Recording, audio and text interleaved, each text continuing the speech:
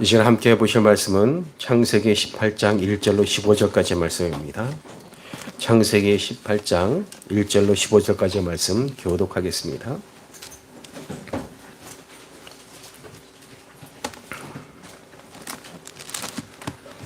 창세기 18장 1절로 15절입니다. 여호와께서 마므레 상수리 나무들이 있는 곳에서 아브라함에게 나타나시니라. 날이 뜨거울 때에 그가 장막문에 앉아 있다가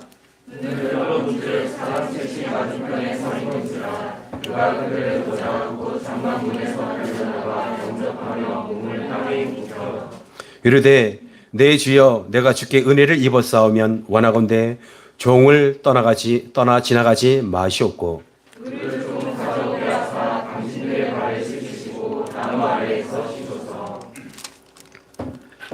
내가 떡을 조금 가져오리니 당신들의 마음을 상쾌하게 하신 후에 지나가소서. 당신들이 종에게 오셨음이니이다. 그들이 이르되 내 말대로 그리하라.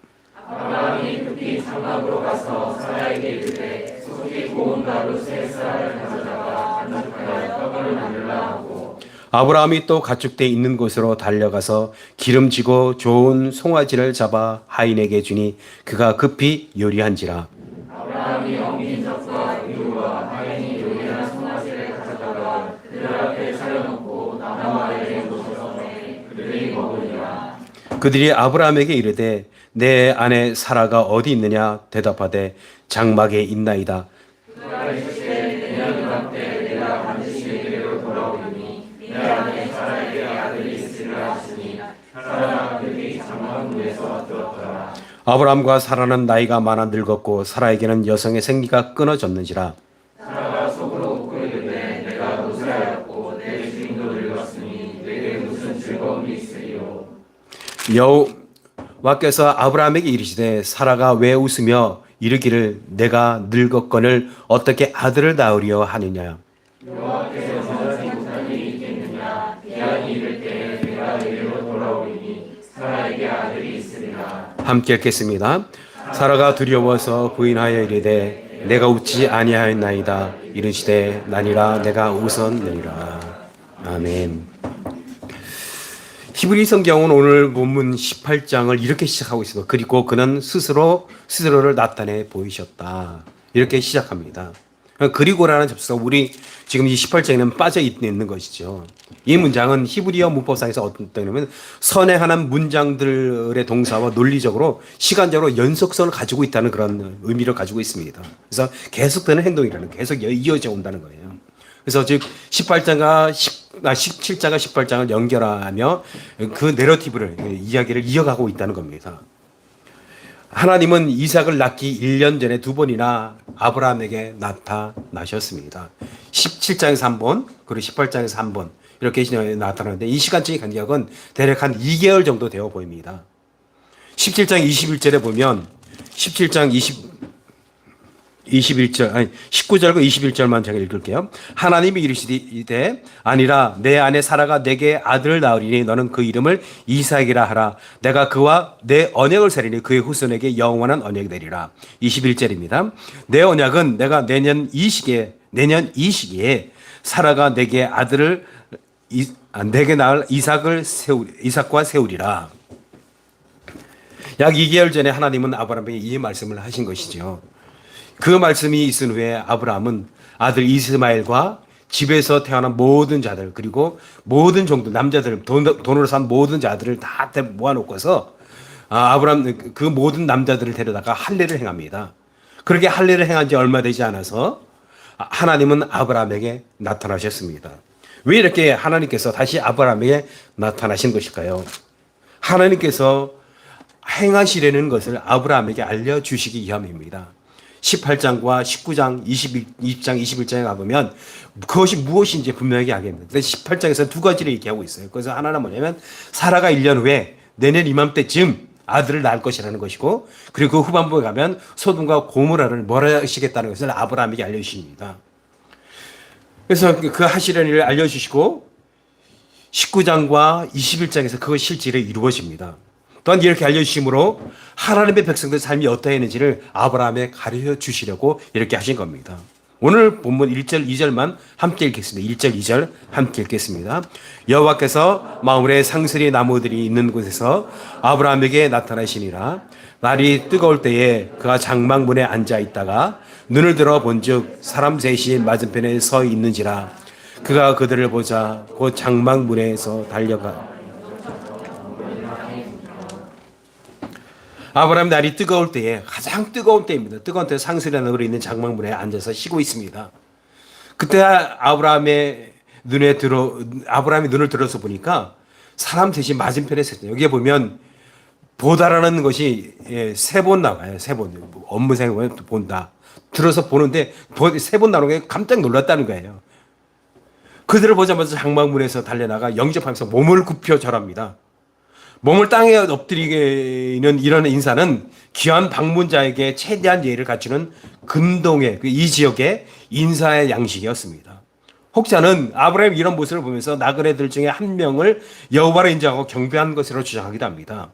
그러나 성경에서는 야곱이 에서를 맞이할 때도 뭐라고 해도 그렇게 절하고요. 요셉이 그의 아버지를 한양하에 맞아들 때도 인사를 합니다. 그래서 선지자의 생도들이 엘리사를 맞이할 때도 이렇게 절합니다. 그리고 여기에 보면 3절에 보면 이르되 내 주여라고 되어 있죠. 이 내 주여라는 말을 보면 단순인데 이 내 주여를 보면서 하나님을 뜻하는 알아보고 말한 것이 아닌가 그렇게 이야기도 합니다. 그런데요. 창세기 23장 11절 그리고 15절에 보면 아브라함이 자기의 종을 보내서 이삭의 아내 리브가를 취할 때 갑니다. 지금 갈 때 리브가가 그 보를 보고서 뭐라면 절을 해요. 절하면서 뭐라면 내 주여라고 해요. 그 종을 향해서 내 주여라고 합니다. 뿐만 아니라 이 야곱이 에서를 만날 때에도 뭐라면 내 주여라고 얘기해요. 내 주여, 내 주여라고 해요. 그렇다는 얘기는 이것은 뭘 얘기하냐면 극진한 표현이라는 겁니다. 그리고 11에서 13장 1절에 보면 이 장면을 가서 이렇게 얘기해요. 이 장면을 가서 뭐냐면 아브라함이 부지 중에 천사들을 대접하였다는 식 그렇게 말을 언급합니다. 이게 뭡니까? 아브라함이 그들 중 한 명이 하나님을 깨닫지 못하고 단지 지극히 높여서 부른 것이라는 거예요. 이는 아브라함이 처음으로 그들을 발견했을 때 거기 보면 세 사람이라고 얘기해요. 사람 셋. 2절에 보면 눈을 들어본 적 사람 셋이라고 얘기해요. 사람 셋. 아브라함이 본 것은 사람으로 본 겁니다. 즉 아브라함은 그들이 하나님과 천사라는 생각을 가지고 적대하는 것이 아니라는 거예요. 아브라함은 본문 이후의 계속적인 대화를 통해서 이들 중 한 명이 하나님을 결국 깨닫게 됩니다. 후반부에 가면 오늘 본문 후반부에 가면 이 하나님을 깨닫는 것, 하나님께서 깨닫게 하세요. 하나님을 알려주십니다. 대화를 통해서. 고대 메소포타미아 사람들은 손님 대접을 신을 즐겁게 하는 지혜로운 행동으로 생각했습니다. 아브라함 고대 근동의 배경 속에서 전통적인 고대 근동의 손님 대접 방식에 따라서 세 사람이 쉬어가도록 청하고 있습니다. 근데 그가 하는 것은 조금 더 달랐습니다. 5절을 보면 이렇게 해서 떡을 조금 가져오리니라고 얘기하고 있습니다. 그렇게 말하고 아브라함이 급히 장막으로 가서 사라에게 말합니다. 고운 가루 셋을 가져다가 떡을 반죽해서 떡을 만들라고 지시합니다. 당시 사라의 나이가 몇 세인지 아십니까? 89세였어요. 사라가 90세에 이삭을 낳거든요. 바로 1년 전이니까 89세이죠. 다른 종들에게 떡을 만들라고 한 것이 아닙니다. 아브라함이 소돔의 북방의 연합군들이 와서 소돔에 있는 자신의 조카 롯과 그 가족을 데려갔을 때 그들을 찾아오기 위해서 몇 명을 데려갑니다. 380명을 데리고 와서 그들을 찾아와요. 그 얘기는 그 수하에 많은 종들이 있었다는 겁니다. 그런데 그 종들에게 시키지 않고 하갈도 있었어요. 하갈이나 그 종들에게 시키지 않고 여주인 사라에게 직접 떡을 만들라고 합니다. 사라가 만든 떡의 양도 엄청나요. 양이 엄청나다는 것은 극진한 대접의 표현이라는 거예요. 잔치를 벌였다는 겁니다. 사라가 떡을 만들기 위해 사용한 고운 가루가 세 스와라고 얘기하는데 그 양이 얼마나 되는지 아십니까? 아비가일이 다윗과 그 부하들의 떡을 만들어 주려고 할 때 사용한 양이 5스와입니다. 나발의 종들이 들에서 양을 칠 때 다윗이 그 종들의 양을 보호하면서 군사들을 해서 보호해 주었는데 그래서 우리에게 먹을 것 없이 좀 달라고 나발에 이렇게 요구했는데 나발이 거절하죠. 단칼에 거절합니다. 그래서 다윗이 나발을 공격하고 400명을 데리고 올라가고 있었습니다.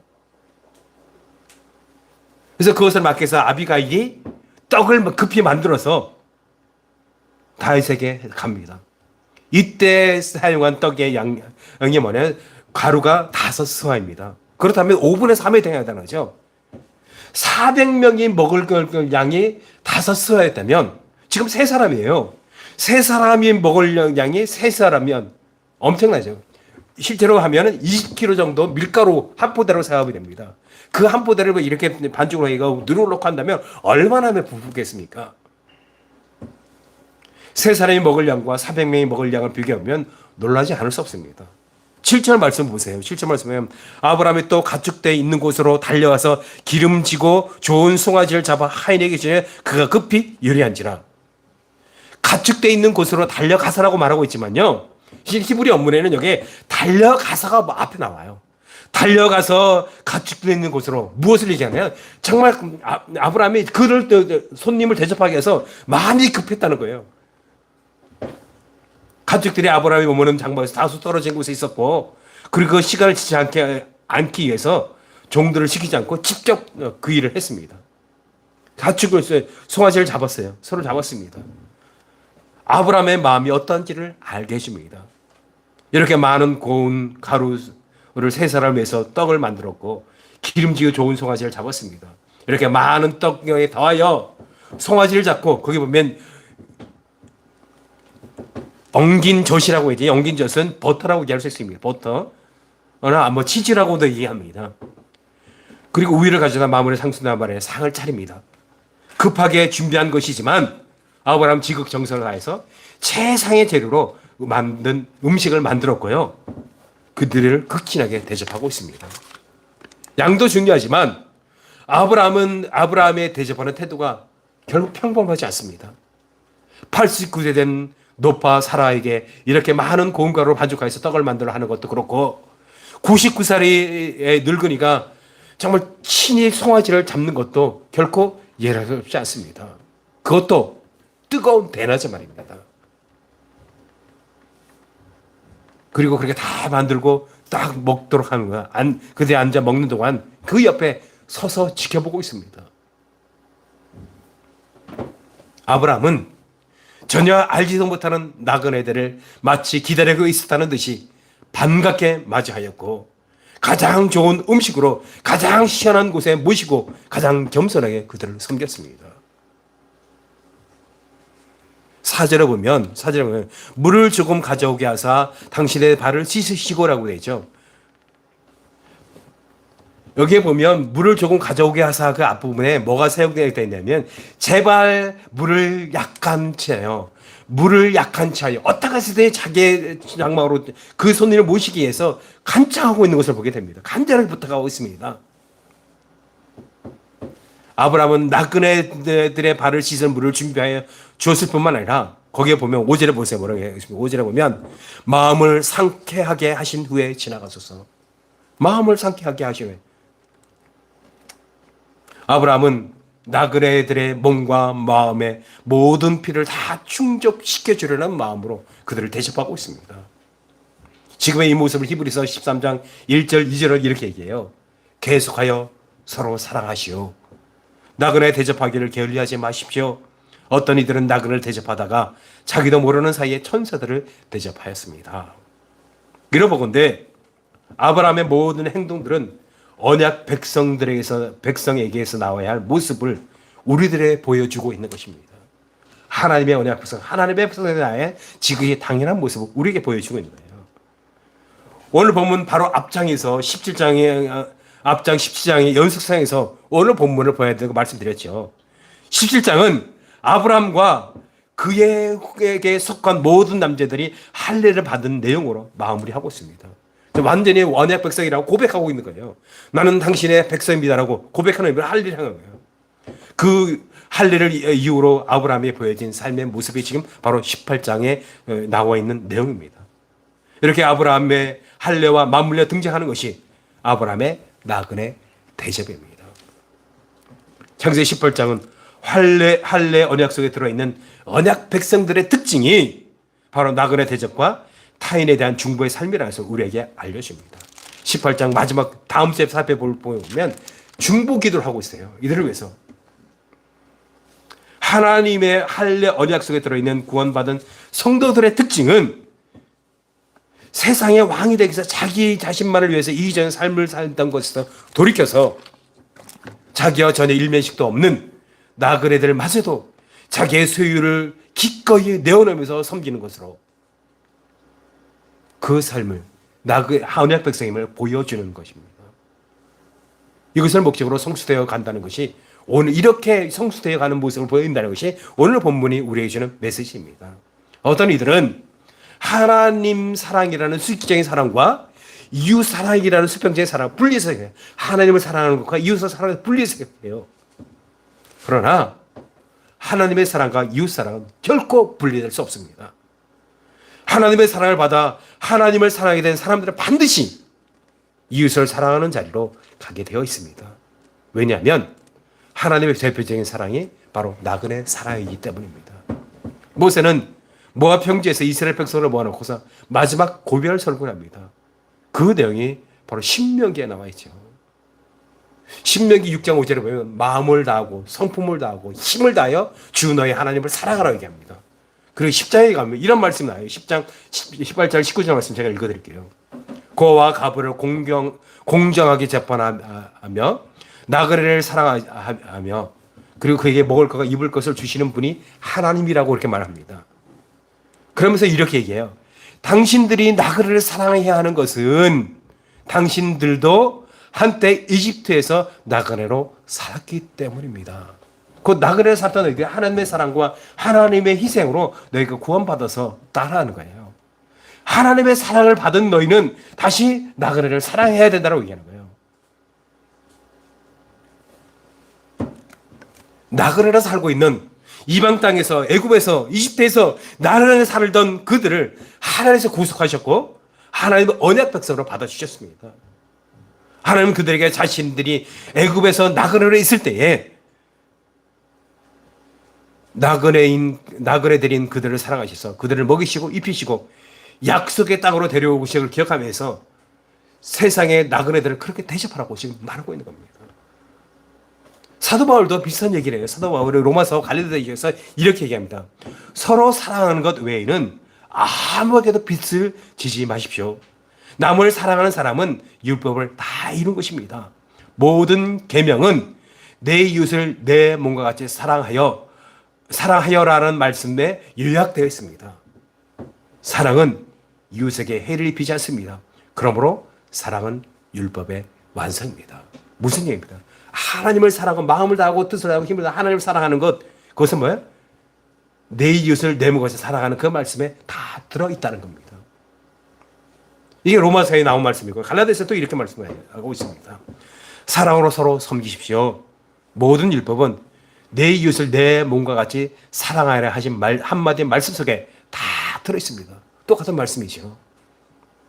이것이 성도가 마땅히 해야 할 것입니다. 그리고 이렇게 하는 것은 뭐라고 성경에서는 구약에서는 환대라고 해요. 환대라는 것은 단지 문을 열어 물리적인 것을 내어주고 먹을 것을 주고 잠자리를 제공하고 편히 쉴 곳을 내라는 그것만이 환대가 아닙니다. 그 이상이에요. 환대한다는 것은요, 마음을 열고 누군가에게 내 인생의 자리에 들어올 여지를 마련하는 것, 그것이 환대입니다. 때로 여기지 않는 때에 원치 않는 이들이 우리의 삶에 불쑥불쑥 끼어드는 경우가 있죠. 우리가 애써 하던 일을 그래서 중단시켜버립니다. 그리고 애써 마련하는 소중한 시간을 뺏어가요. 마음이 바쁠 때는 슬며시 짜증이 올라오기도 합니다. 내가 해야 할 일이 많은데 하필 이럴 때 찾아와서. 하지만 정말 소중한 시간이 만들어지는 때가 뭔지 아십니까? 우리를 찾아온 이들을 환대할 때입니다. 우리의 시간의 의미가 더해질 때는 내 마음의 자리에 그 사람이 걸만한 자리가 생기기 시작할 때 그때입니다. 그렇게 하는 것이 바로 하나님 나라의 삶에 올려 살아가는 할례받은 언약 백성의 삶입니다. 하나님 나라의 삶의 원리는 사랑으로 상대방에게 종노릇 해주는 겁니다. 아브라함이 지금 바로 그 종노릇의 사랑을 보여주고 있는 겁니다. 엎드려 절하면서 내 주여라고 하면서 지극히 정성을 다해서 최상의 대접을 하고 있는 겁니다. 그 앞에 불현듯 나타난 사람들은 한 번도 본 적이 없는 나그네들입니다. 그 나그네들은 지금 지나가면 언제 다시 만날지 모르는 그런 사람들입니다. 자신이 대접한 것을 대접받지 못할 수도 있습니다. 그런 대접받을 걸 생각하지 않고 그런 나그네라는 점에 포인트를 넣어서 그들을 섬기고 있습니다. 그런데 아브라함이 그들의 종이 되어 그들이 그것을 먹는 식사를 하는 순간에서도 서서 그들을 대접했습니다. 그게 바로 성도의 목표지점인 겁니다. 겸손히, 아주 겸손히 그렇게 하고 있는 거예요. 내가 너에게 대접했어. 그러므로 내가 너에게 대접했어. 나의 성회를 받고 있어. 그런 것이 아니라 겸손히 그들이 섬김을 받는 것에 포인트를 두고 있는 겁니다.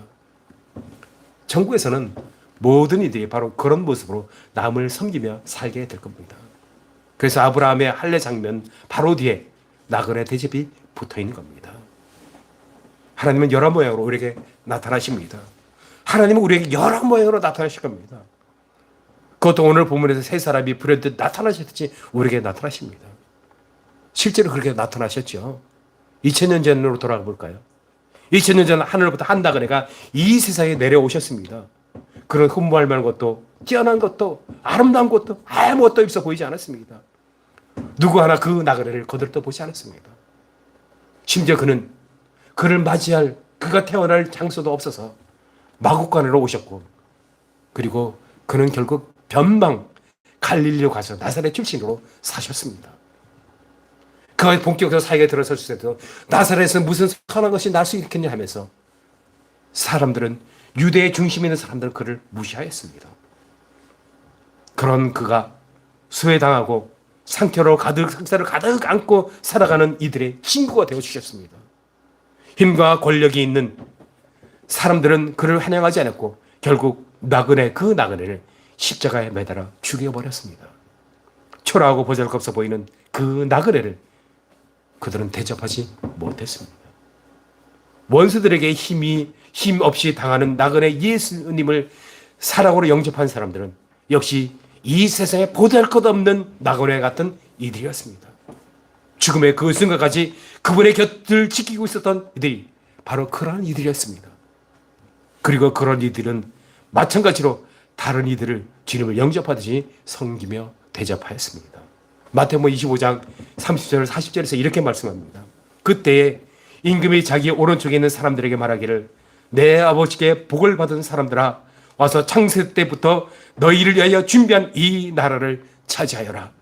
너희는 내가 줄일 때 내게 먹을 것을 주었고 목마를 때 마실 것을 주었으며 나그네로 있을 때 영접하였고 헐벗을 때 입을 것을 주었고 병들어 있을 때 돌보아 주었고 감옥에 갇혀 있을 때 찾아와 주었다 할 것이다. 그때 의인들이 그에게 대답하기를, 주님, 우리가 언제 주님께서 주린 것을 보고 잡수실 것을 드리며 목마르신 것을 보고 마실 것을 드리고 나그네 되신 것을 보고 영접하며 헐벗으신 것을 보고 입을 것을 드리고 언제 병드신 것이나 감옥에 갇힌 것을 보고 찾아갔습니까? 하고 말할 것이다. 임금이 그들에게 말하기를, 내가 진정으로 너희에게 말한다. 너희가 여기 내 형제 가운데 지극히 보잘것없는 사람 하나에게 한 것이 곧 내게 한 것이다 할 것이다. 지극히 작은 모습으로 오신 예수 그리스도를 영접하는 자들이 천국의 주인이라고 말씀하죠. 그런데 주님은 지극히 작고 보잘것없는 사람들과 자신을 동일시해서 지금 또 말씀하고 있습니다. 주님을 맞이한 사람, 주님을 영접한 사람들은 어떻게 그들을 영접한다고 했습니까? 주님은 지극히 작은 자를 자기로 동일시하면서 그들을 너희가 맞이하였다고 말씀하고 있습니다. 먹을 것을 주고 오기 갔을 때 찾아가 주었고 병들었을 때 돌봐 주었고, 이 작은 자들은 전혀 보상할, 자기가 대접받은 것을 보상할 능력이 없는 자들을 얘기하는 겁니다.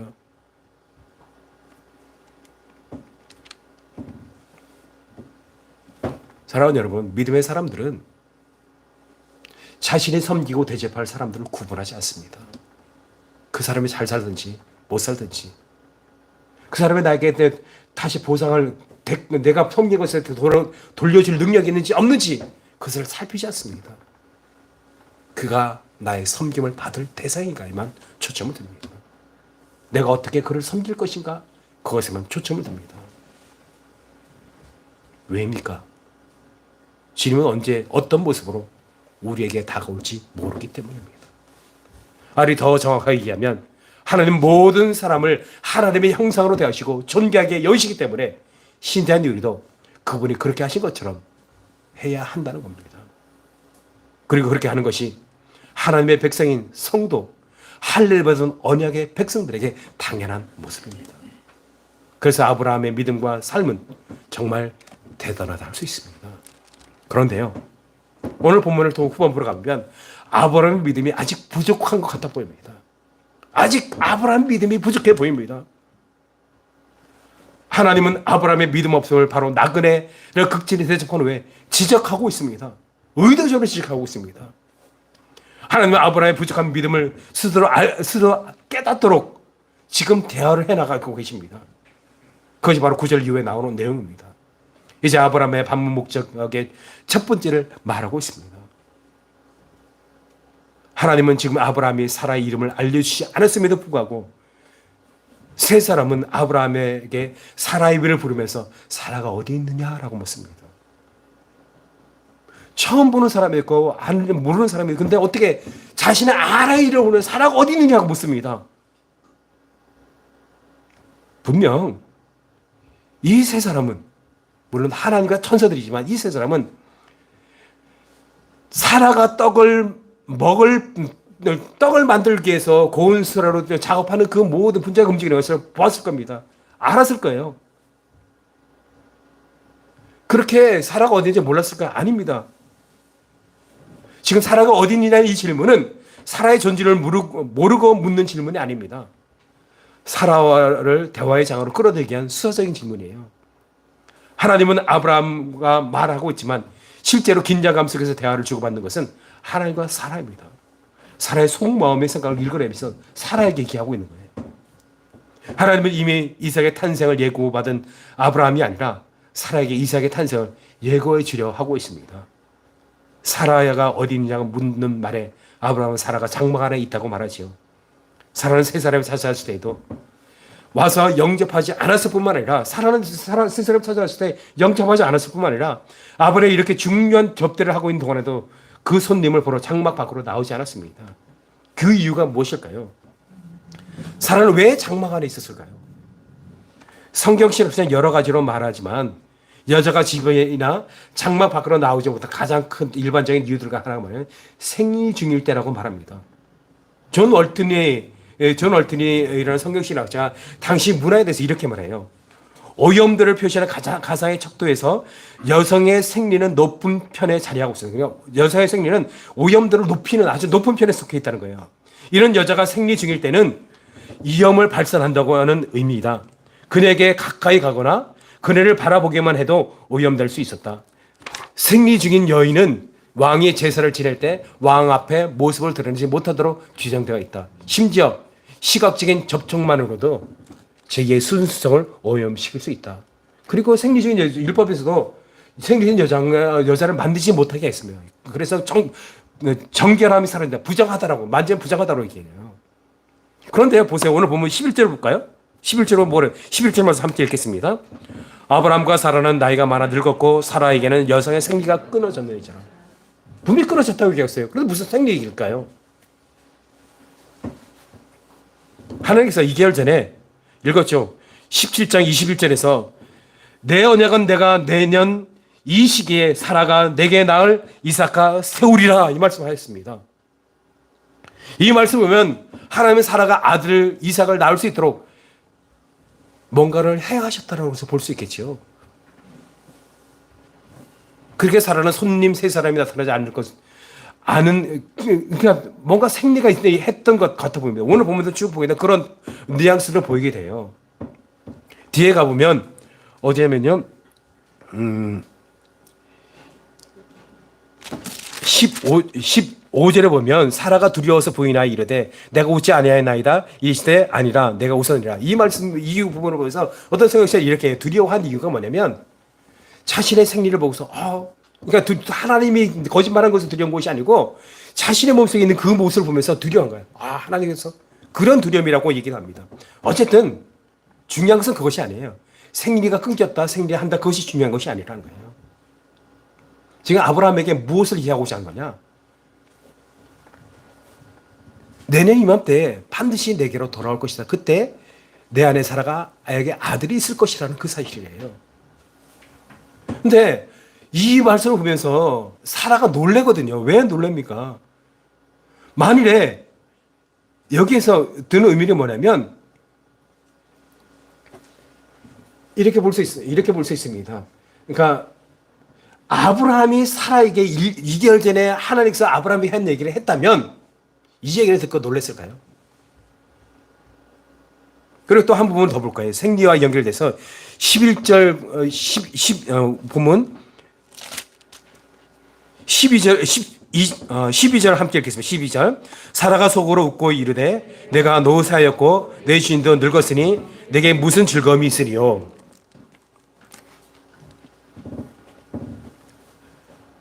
내가 노사였고 내 주인도 늙었으니 내게 무슨 즐거움이 있으리요. 이 부분을 기덕민 교수는 이렇게 그의 책에서 이렇게 번역을 합니다. 그가 번역한 거예요. 이제 원문을 가지고 내가 노사한 이래로 나에게 기쁨이 있었는가? 그리고 내 주인은 늙었다라고 돼요. 그러니까 내게 즐거움이 없었다는 겁니다. 이 얘기는 뭐냐면 사라가 생기가 끊겼기 때문에 아들을 낳을 것이라는 말을 도저히 받아들이기 힘들어 보인다는 의미이기도 하지만 그 말씀 뭐예요? 아브라함과 사라가 자신이 잠자리 한 적이 이미 오래되었다는 얘기입니다. 잠자리 하지 않았다는 얘기예요.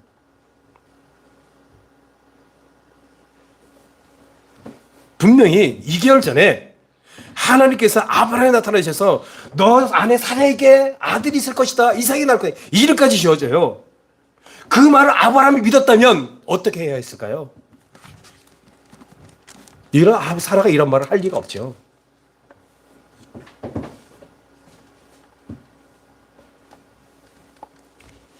사라에게 하나님께서 자신에게 한 말을 아브라함은 사라에게 하나님께서 자신의 한 말을 전하지 않은 겁니다. 그리고 그 말을 믿지 못하게 잠자리도 같이 하지 않은 것은 아브라함이 하나님의 말씀을 믿지 못한 것을 보기에 충분합니다. 아브라함은 분명 믿음으로 반응하였습니다. 17장 23절에 보면 이에 아브라함이 하나님이 자기에게 말씀하신 대로 이날에 그 아들 이스마엘과 집에서 태어난 모든 자와 돈으로 산 모든 자 곧 아브라함 집 사람 중 모든 남자를 데려다가 그 포피를 베었으니 그 다음에 27절 보십시오. 그 집에 모든 남자 곧 집에서 태어난 모든 자 돈으로 이방 사람에게 사온 자가 다 그와 함께 할례를 받았더라. 아브라함은 하나님의 말씀에 아주 철저하게 할례를 하는 말씀 아주 철저하게 순종하고 있습니다. 할례가 무엇이라고 말씀드렸나요? 10장에서 할례를 이렇게 말씀해요. 할례는 자신의 가능성을 고백하고 하나님을 믿습니다라는 그런 고백이라는 거였어요.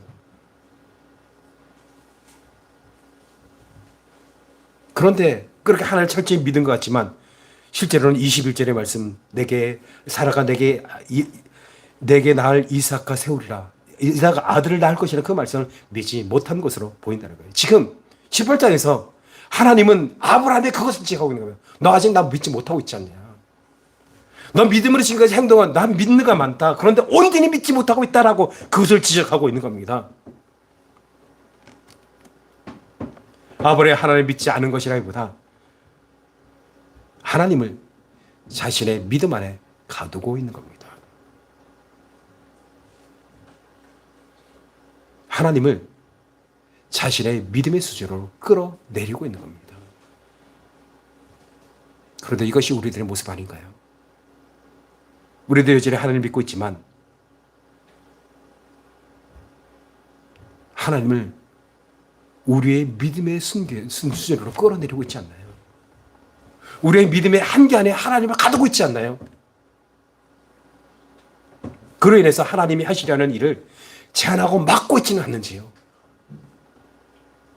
하나님은 우리를 통해서 일하시려 하지만 우리는 여전히 우리 현실 안에 갇혀 있음으로 인해 하나님이 하시려는 일을 제한하며 막고 있지는 않는지 한번 돌아봐야 합니다. 그런 그들을 향해 하나님이 무엇이라고 말합니까? 14절 말씀, 14절 15절 말씀 함께 읽겠습니다. 14절 15절입니다. 여호와께 능하지 못한 일이 있겠느냐? 기한이 이를 때 내가 내게로 돌아오리니 사라에게 아들이 있으리라.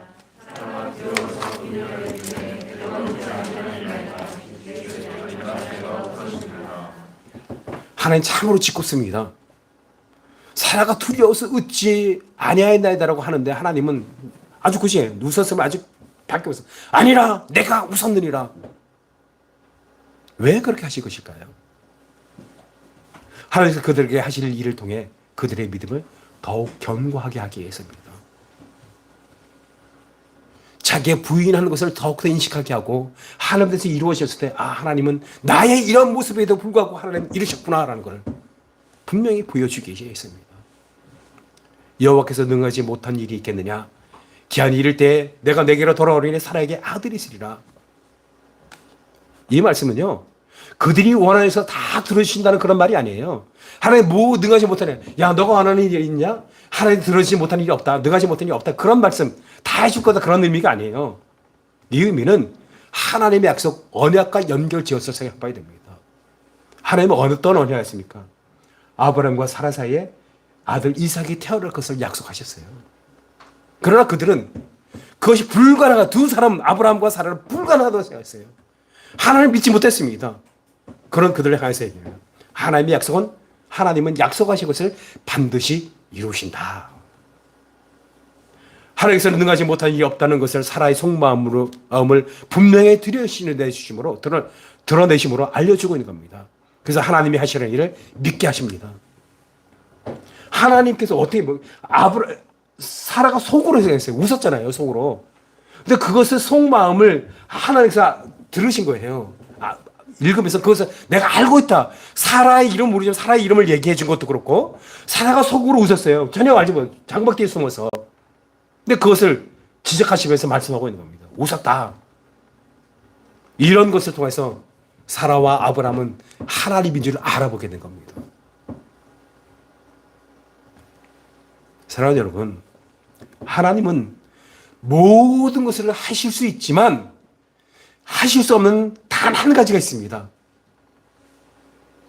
그것은 당신께서 약속하신 것을 폐기할 수 없다는 겁니다.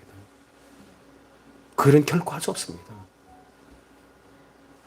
사라가 아무리 자신의 상태를 보면서 아이를 가질 수 없다고 할지라도 하나님이 약속하신 것을 반드시 이루어진다는 것을 말씀하고 있는 겁니다. 그것을 또한 분명히 보여준 사건이 있죠.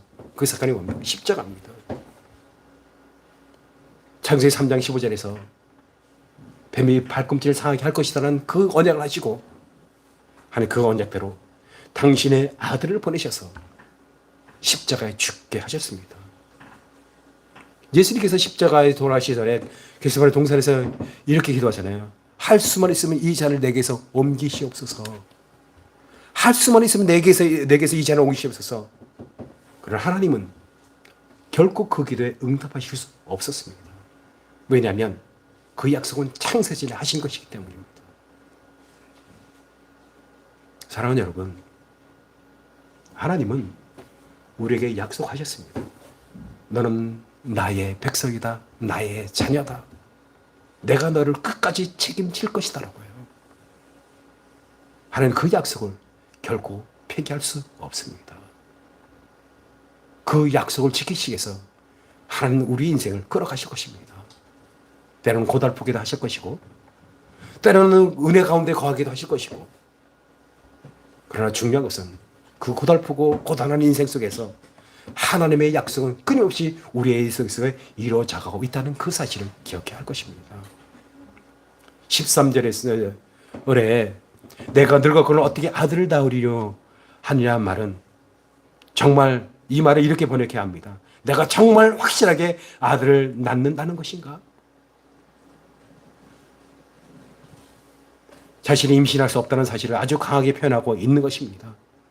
이는 지극히 현실적인 판단입니다. 내가 사람 입장이라도 그렇게 고백할 겁니다. 사람은 지극히 정상적인 시각으로 현실을 인식하고 있습니다.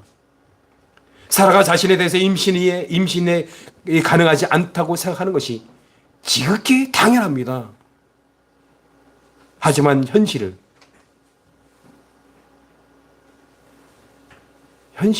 우리 인간적인 눈으로 바라보는 것이 반드시 현실적으로 생각하면 오해입니다. 각자가 바라보는 시각과 관점에 따라 그 현실도 다르게 보이잖아요. 내가 보고 싶은 대로 현실을 바라볼 뿐이기 때문에 그것이 진짜 현실이라고 할 수 없습니다. 우리의 신자의 진짜 현실을 이끌어 가시고 만들어 가시는 분 누구십니까? 바로 하나님입니다. 그렇게 진짜 현실은 하나님이 만들어 가시는 그 현실에서 봐야지 진짜 현실이 되는 겁니다. 사라는 하나님의 현실을 자기의 시각에서 보면서 말하는 것, 자기의 시각에서 보면서 그것을 말하는 것을 현실이라고 생각하고 있었던 것이에요. 하나님 그런 사라를 하나님이 현실 속으로 이끌어 가시고 있습니다. 하나님이 지금 아브라함과 사라를 하나님이 현실 속으로 인도하고 계십니다. 하나님의 현실은 임신할 수 없는 사라로 하여금 임신하게 하고 출산하게 하는 것이요. 아들 이삭을 제물로 바치게 하는 그 현실입니다. 결국 그 현실까지 이끌어 가세요. 그 현실이 뭡니까? 바로 믿음으로 반응하는 겁니다. 우리가 하나님의 현실을 내가 우리의 현실을 받아들인다는 건 뭡니까? 믿는다는 거예요. 하나님을. 믿음은 우리의 현실을 우리의 현실로 지금 우리의 시각, 우리의 현실로 하나님을 바라보는 것이 결코 아닙니다. 하나님의 현실로 우리의 삶을 바라보는 것, 그것이 믿음입니다. 그래서 하나님이 하시려는 일에 나 자신을 드리는 것, 그것이 바로 믿음의 완성입니다.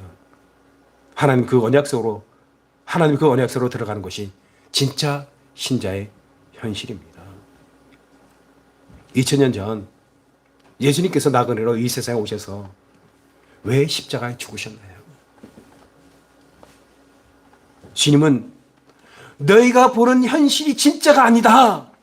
그래서 내가 진짜 현실을 너희에게 보여주고 그 현실로 인도하기 위해서 나는 죽었다라고 우리에게 말씀하고 있는 겁니다.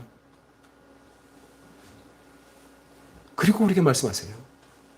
주님이 보여주신 그 진짜 현실의 삶을 살아가라고, 그렇게 살아가는 것이 믿음이라고요. 그것을 위해서 주님께서는 우리에게 하나님을 살아가는 그 위에 것을 끊어버리게 합니다. 마태복음 10장 한번 가볼까요? 마태복음 10장.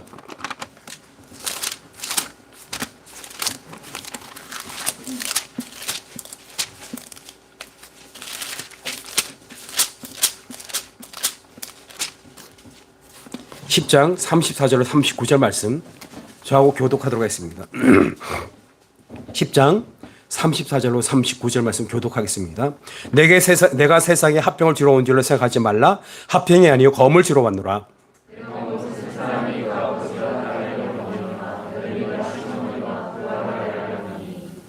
사람의 원수가 자기 집안 식구리라.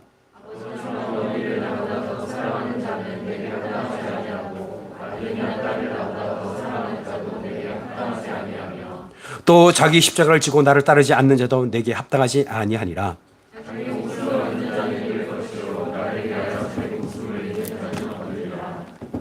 우리가 이 세상을 살면서 무엇에 집착합니까? 소유, 관계, 이런 거 집착하지 않습니까?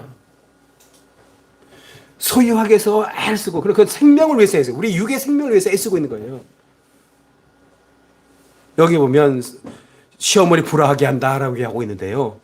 뭐예요? 우리로 하여금 집중하게 하고 하나님보다 더 사랑해 하는 것들이지 않습니까? 이런 것들이.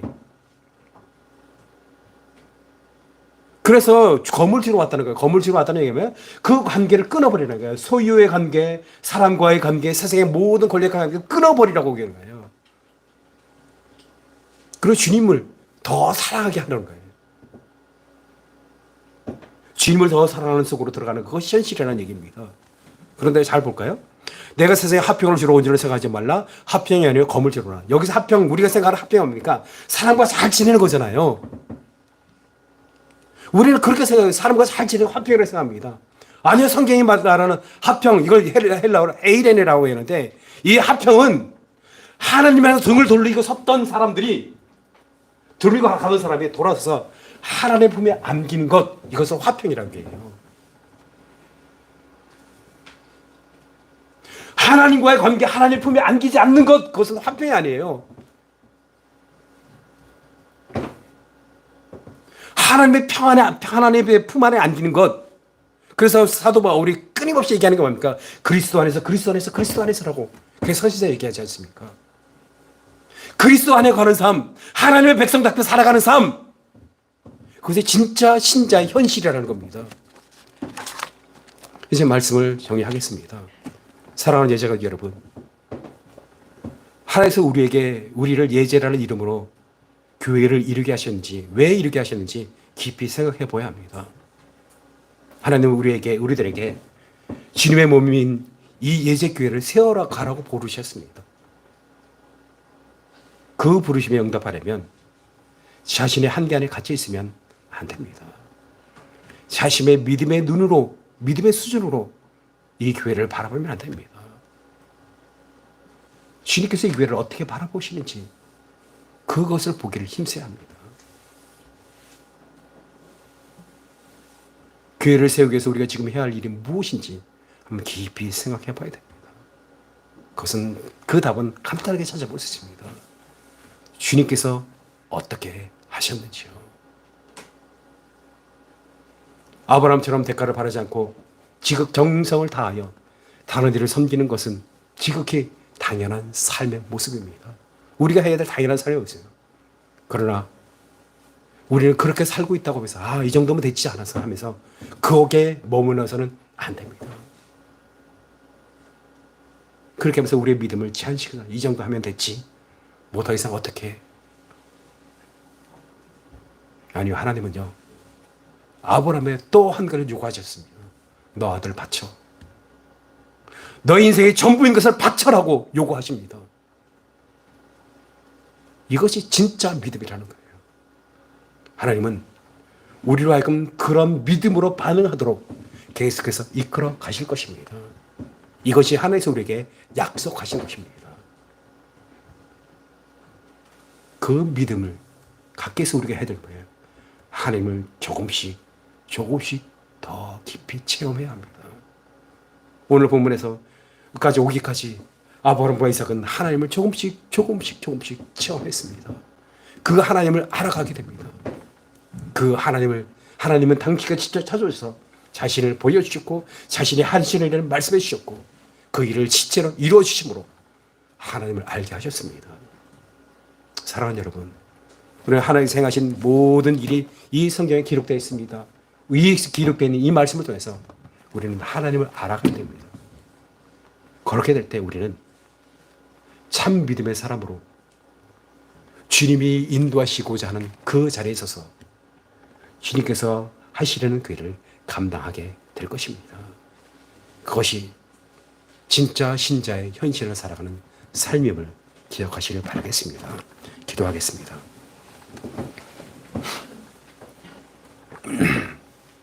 하나님, 세상에 많은 사람들은 이 세상에서 얻을 복,